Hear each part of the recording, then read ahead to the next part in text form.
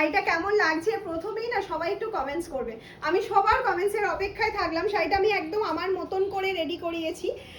এই যাচ্ছে শুধু বর্ডারের পোর্শনে পিওর কটন মেটেরিয়ালের থানের ওপরে, সাদা থানটার ওপরে জাস্ট অ্যাপ্লিকটা দেখে নাও, মানে কাজটা শুধু দেখো কতটা সুন্দর সুতোর কাজটা করা হয়েছে।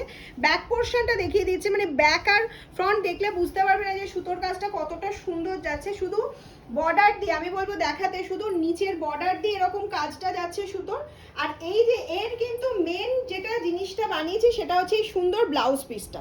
ব্লাউজ পিসটাতে এরকম পুরো কাজ পেয়ে যাচ্ছ।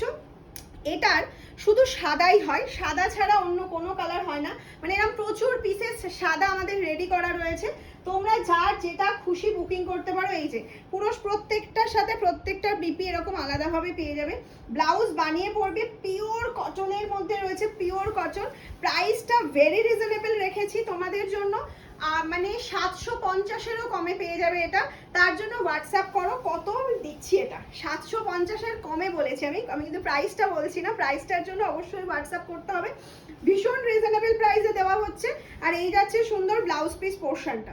ওকে, ঝটপট করে স্ক্রিনশট নাও, বুকিং করো, হিউজ পিসেস তোমাদের জন্য রেডি আছে।